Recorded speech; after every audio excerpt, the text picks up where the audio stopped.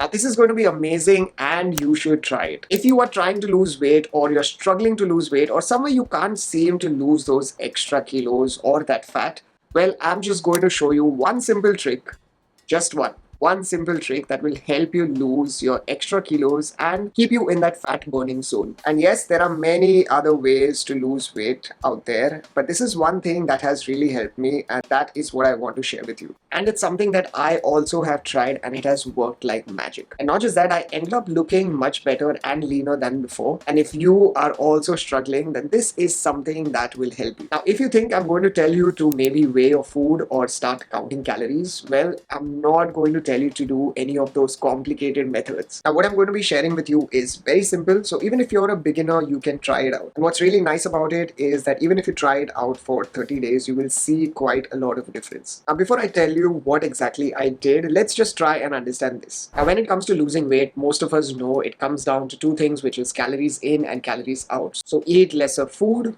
and burn more calories. And it sounds so simple, right? And there are many ways to go with this. So some people will just go for things like eating 5 meals a day where they weigh their food. They'll also start counting calories. Others prefer going with things like maybe your intermittent fasting, which is you don't eat for around 16 hours and for the 8 hours you eat. So there are many ways that you can eat lesser. But what I realized is most of these methods of course work, but it was not really sustainable and practical for me. Like I wouldn't want to just carry my weighing scale to work, or I wouldn't want to count my macros and micros when I'm sitting out with my friends in a restaurant. And even though those methods work, it seems quite like a task. So how can you lose weight without going through everything that I've mentioned above? Well, the answer is pretty simple, and it's more than just calories in and calories out. And when I learned this, I realized that it made a big difference overall. And that is to control and to work around insulin. Now, insulin helps to regulate your blood sugar, but it also affects your fat storage. Because insulin affects the way fat is used as energy, the main aim is to try and keep insulin levels or the release of insulin as low as you can. So let's say that you've eaten something. Now, if you've eaten any food, the moment you eat that food, insulin is released into the bloodstream. And the moment insulin is released, that means that is the time that your body will not burn any fat. So every time you eat, at least for around 2 hours, insulin stays in your bloodstream. Now, almost 90% of food that you eat triggers insulin. Just a few foods do not really trigger it as much, but they still get triggered to some point. The only thing that doesn't trigger the release of insulin is water. So apart from water, everything triggers the release of insulin. So whenever you eat something, insulin will release in your bloodstream, and it will at least stay for 2 hours at its peak till it gradually sobers down. So what you have to do is that you have to make sure that you're controlling insulin gradually and not making it go crazy by spiking it. Now what I mean by that is that if you eat foods with high amounts of sugar, insulin will stay longer in your bloodstream, more than 2 hours most probably, and it will suddenly give you a crash. And when it gives you that crash, you will feel hungrier, and then you will go for those unhealthy snacks, and then you will spike up your blood sugar again. And we all know what it feels like because most of us have been through this. And also our main aim is to also keep these unhealthy snacks and simple sugars completely away when we are trying to lose weight. Now, how do we keep our insulin levels low? Well, to start and to keep it really simple is that you try and eat freshly made foods.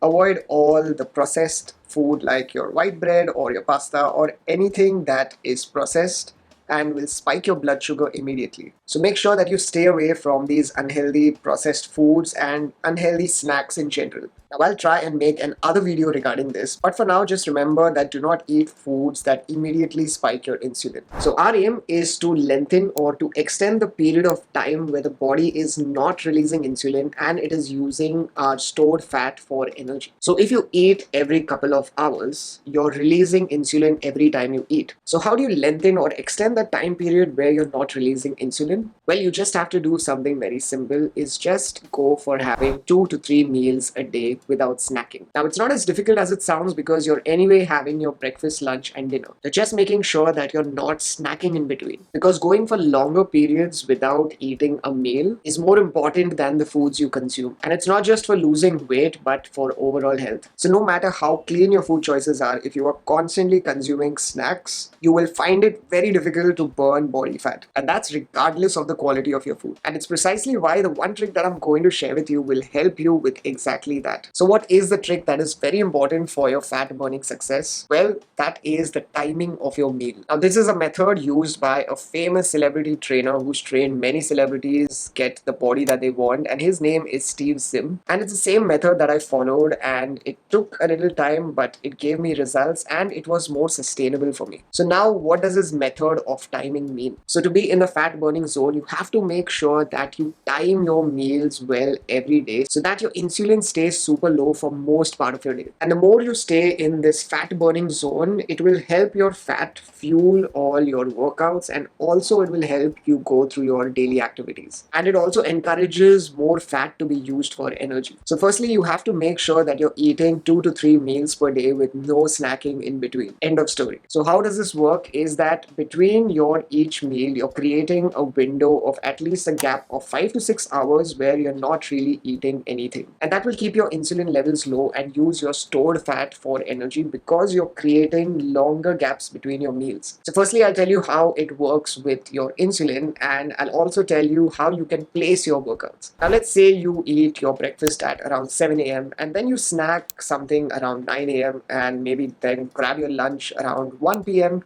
and then you go ahead and have another snack around at 3 or 3:30 p.m.